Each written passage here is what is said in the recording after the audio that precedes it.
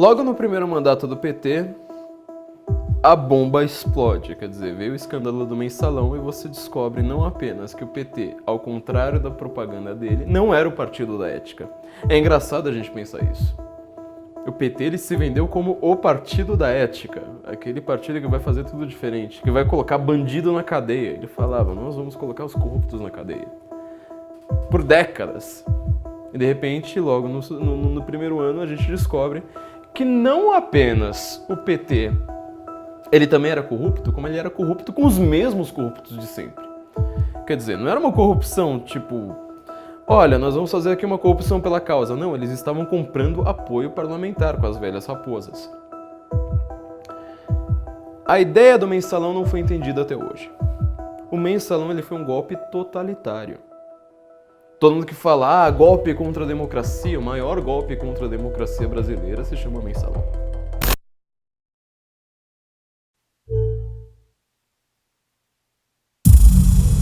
A esperança venceu o medo. Ninguém nunca mais ouve duvidar da classe trabalhadora.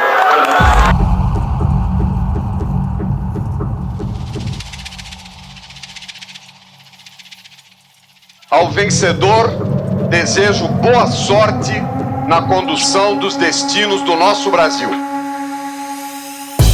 2006 foi o ano da corrupção. Uma vez estabelecido no poder, o PT começou a agir. Que o Brasil votou sem medo de ser feliz. Nos primeiros anos do governo Lula, os esquemas de corrupção foram colocados em prática. O escândalo dos bingos veio à tona em 2004. Em 2005, o escândalo dos Correios deu origem às investigações do Mensalão. No meio de tudo isso, ainda teve o caso conhecido como dólares na cueca. Em 2006, a máfia dos sanguessugas desviava dinheiro destinado à saúde.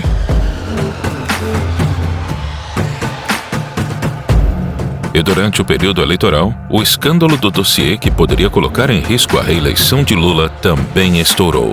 O material que acabou apreendido seria negociado com o Partido dos Trabalhadores. As campanhas eleitorais foram deixadas de lado. Nada poderia vazar. A prioridade era atravessar o período eleitoral intacto e não deixar nenhuma ponta solta.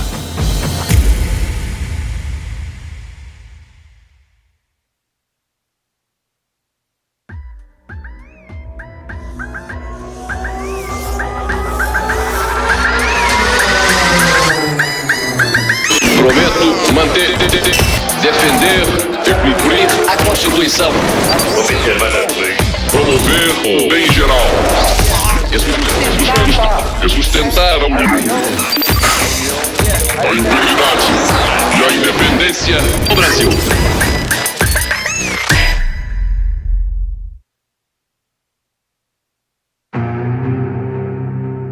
Prometo manter, defender e cumprir a Constituição, observar as leis, promover o bem geral do povo brasileiro, sustentar a união, a integridade e a independência do Brasil.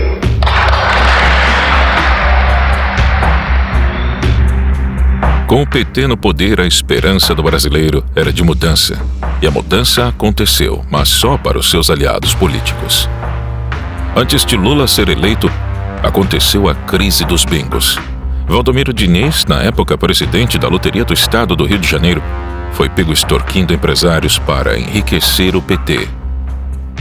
Um dos extorquidos, o bicheiro Carlinhos Cachoeira, cravou Valdomiro pedindo propina e garantindo em troca o monopólio de loterias virtuais. A promessa não foi cumprida e Cachoeira divulgou o vídeo em 2004. A fita de vídeo a que se referia o subprocurador foi gravada por Cachoeira em 2002. A crise desestabilizou pela primeira vez o governo Lula. A confissão de Valdomiro Diniz de que, de fato, tinha pedido dinheiro a Carlos Cachoeira para campanhas eleitorais e propina para um amigo. Quando o caso estourou, Valdomiro Diniz era assessor da Casa Civil, governada por José Dirceu, líder do PT. Diniz foi exonerado do cargo no mesmo dia. Para atenuar a crise, Lula passou uma medida provisória que proibiu o funcionamento de casas de jogos de azar. A segunda crise aconteceu em 2005. O governo federal determinou a abertura de inquérito para apurar denúncia de corrupção nos Correios. Um diretor da empresa, flagrado cobrando propina de empresários, foi afastado. A gravação mostrava Maurício Marinho, diretor dos Correios, recebendo propina de empresários em troca de favorecimento em licitações. Com uma câmera escondida, os empresários gravaram todo o encontro mês passado na sede dos Correios. Na gravação, ele explicou o esquema de corrupção e afirmou que tinha autorização do então presidente do PTB, Roberto Jefferson, para realizar a fraude. Através da assessoria, Roberto Jefferson informou que o partido repudia a acusação de que o PTB tenha esquema de arrecadação no serviço público.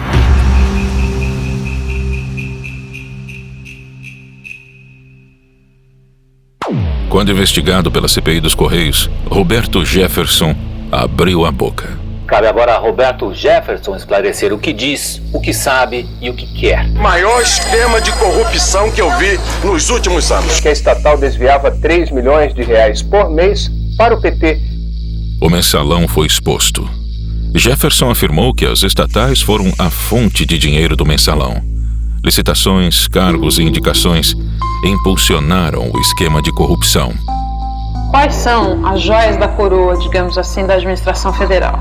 Petrobras, Furnas, Eletrobras, os fundos de pensão. Roberto Jefferson apareceu para depor. Chegou mostrando um hematoma no rosto, consequência de um acidente doméstico. Desconfie de quem não ouviu falar no mensalão. Ou se omite por medo de enfrentar o que eu estou enfrentando aqui, ou recebe. Roberto Jefferson lançou acusações graves contra o governo. Afirmou que o PT pagava mesada para deputados de partidos aliados votarem a favor de projetos do governo. Ele fez de tudo para as investigações não chegarem ao nome de Lula. Ô Zé Dirceu, se você não sair daí rápido, você vai fazer réu um homem inocente que é o presidente Lula. Rápido, sai daí rápido, Zé. Pra você não fazer mal a um homem bom, correto, que eu tenho orgulho de ter apertado a mão. José Dirceu foi a testa de ferro do caso. Coloca o então ministro-chefe da Casa Civil em posição central, posição de organização e liderança da prática criminosa.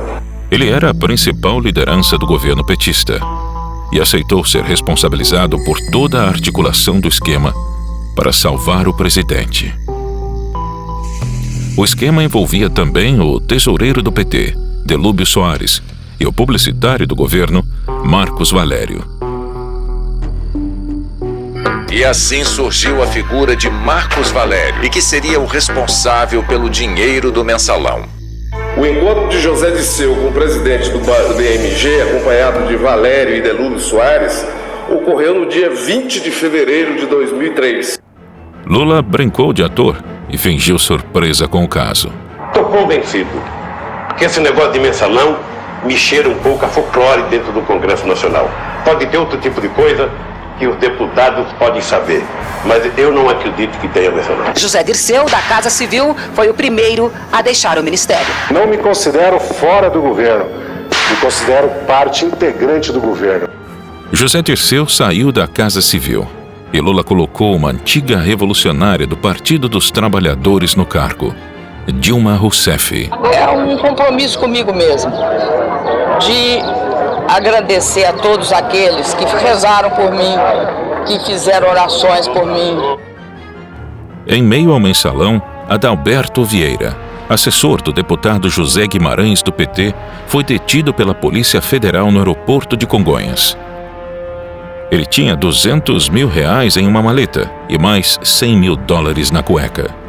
Os valores não declarados seriam usados para os pagamentos do mensalão. Um dirigente do PT foi preso em São Paulo ao tentar embarcar num voo para Fortaleza com R$200 mil e $100 mil.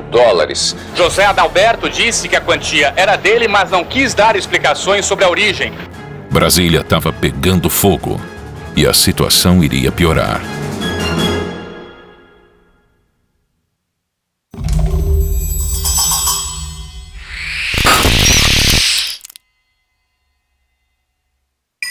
Na Operação Sanguessuga foram cumpridos 46 mandados de prisão contra políticos e assessores. A acusação era desvio de verbas do orçamento da União por meio da compra superfaturada de ambulâncias por prefeituras.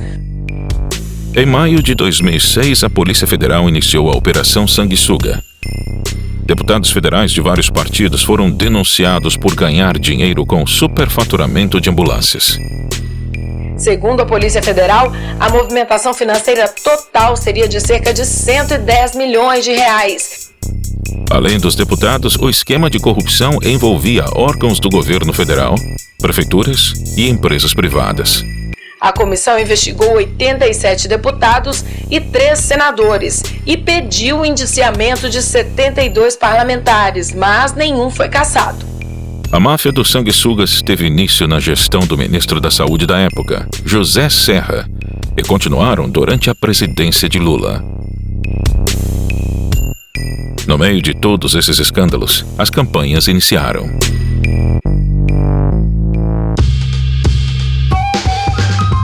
Eu quero deixar muito claro aqui para você algumas diferenças entre o atual presidente e eu. Até para que você possa comparar melhor e escolher melhor. Para concorrer em 2006, o PSDB escolheu outro candidato, Geraldo Alckmin. O tucano vinha de um bom governo em São Paulo e o partido achou que ele derrotaria Lula. Alckmin defendeu a redução de impostos e o clássico clichê dos políticos, o choque de gestão. O atual presidente é o do imposto cada vez mais alto. Eu quero ser o presidente do imposto cada vez mais baixo. Entretanto, ele perdeu tempo falando de sua própria experiência ao invés de criticar os escândalos do governo petista. Como governador, eu baixei o imposto de 620 mil micro e pequenas empresas. Na terceira via, Heloísa Helena. Então, no planeta Terra, eu não conheço nenhuma experiência socialista. A ex-senadora havia fundado o PSOL depois de ser expulsa do PT em 2003 por criticar o posicionamento moderado que o partido havia tomado. Desmascarar a farsa técnica e a fraude política representada pelo projeto neoliberal, que é o PT e PSDB. Durante a campanha, ela enalteceu sua origem humilde, perseverança, sensibilidade e honestidade feminina. As mulheres muito, muito poderosas, aos homens que sempre diziam em solidariedade. Os homens não deram certo, agora é a vez de uma mulher. Nenhum dos dois candidatos era ameaça à reeleição de Lula. Ele era muito popular e a economia estava bem. O PT estava tranquilo. O Bolsa Escola, criado por Fernando Henrique em 2001, foi transformado por Lula em Bolsa Família. Peço seu voto com a consciência tranquila, com a certeza de que o Brasil está bem melhor do que encontramos e que temos todas as condições de avançar muito mais.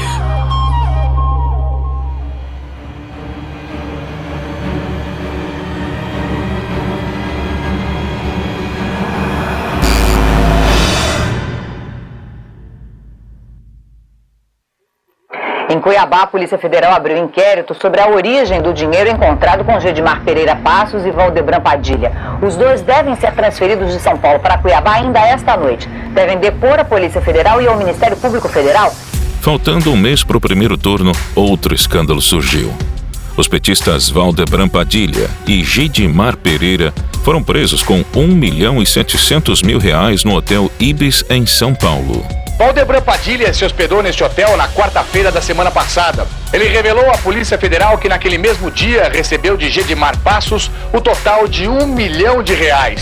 O restante do dinheiro só seria entregue depois que o dossiê chegasse a São Paulo. O pagamento estava combinado para sexta-feira até a hora do almoço e o negócio seria fechado no quarto do hotel.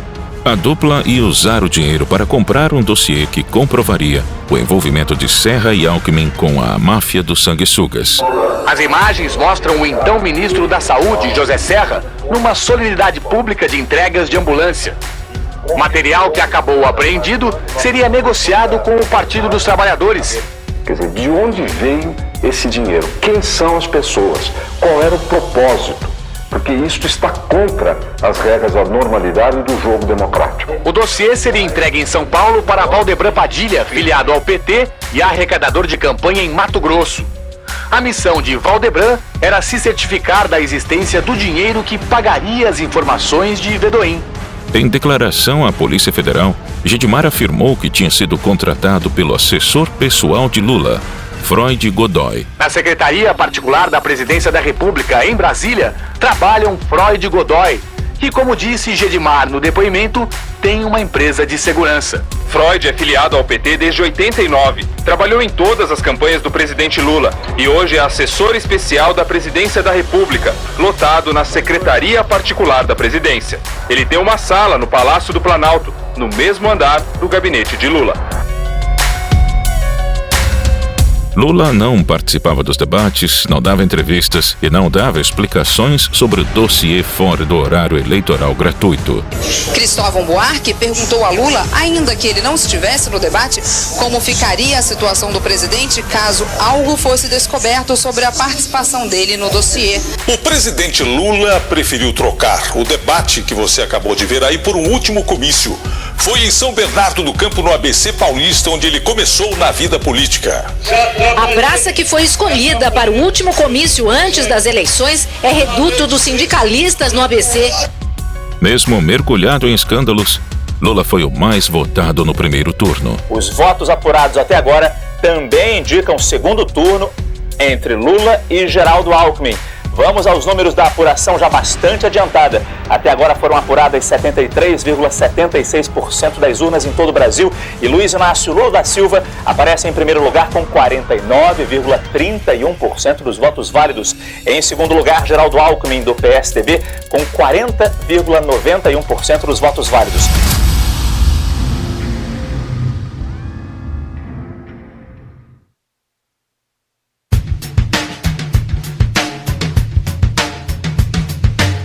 O partido está unido, trabalhando. Acho que o PSDB, a nossa campanha, vive o seu melhor momento já há uma semana, animados, vamos para o segundo turno, temos tudo para ganhar a eleição. Ao longo dessa campanha, falamos sobre o que já fizemos e o que pretendemos fazer para melhorar a educação, a saúde e a segurança.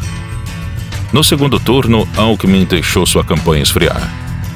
Apesar de melhorar suas propostas, criticou Lula de maneira fraca e defensiva. Era como se ele estivesse entregando a vitória ao petista. O Brasil está parado na área de energia. Nós não tivemos investimentos em geração de energia. O Alckmin parece que não estudou bem esse assunto. O nosso governo produziu 13 mil megawatts. Nós vamos ter problema sério em 2009 pela inoperância do governo. O teu assessor poderia ter dado para você uma manchete da Folha de São Paulo. Nós terminamos a BR-116, nós terminamos a BR-381. O mundo do candidato Lula é o mundo virtual. Ele anda de aerolula.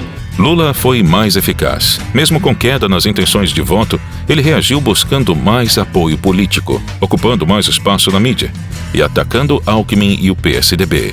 Acontece, Alckmin, que quando vocês governaram o Brasil, vocês não acreditavam que o Brasil pudesse crescer. Essas coisas, Alckmin, que eu acho que você precisa compreender, porque governar o Brasil exige um pouco mais de visão de Brasil. Reconheça pelo menos alguma vez, o Brasil melhorou. As pessoas estão comendo mais, as pessoas estão construindo mais, as pessoas estão trabalhando mais. Não faça o papel pequeno de um candidato que fica apenas reclamando. Reconheça o que foi feito e vamos fazer a partir dali, porque eu posso fazer mais. No dia 29 de outubro de 2006, a falta de personalidade de Alckmin refletiu nos resultados do segundo turno. E neste momento, na apuração dos votos para presidente da República, o presidente Lula está matematicamente reeleito.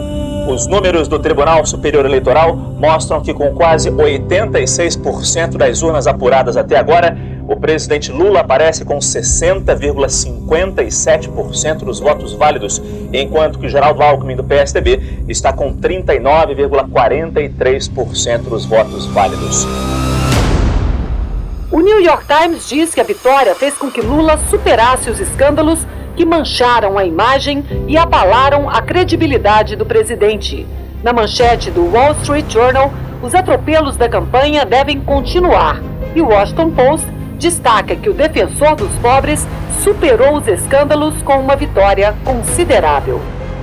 Como que um governo mergulhado em escândalos se reelegeu com tamanha facilidade? Durante a campanha daquele ano, uma operação de guerra com duas peças fundamentais foi montada para salvar Lula das acusações de corrupção. Primeiro, Marcos Valério.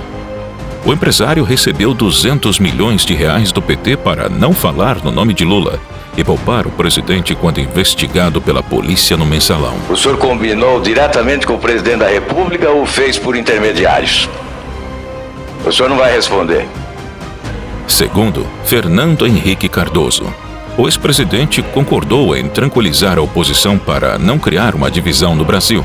Os tucanos aceitaram a ordem de FHC e a ideia de derrubar o PT do governo definhou.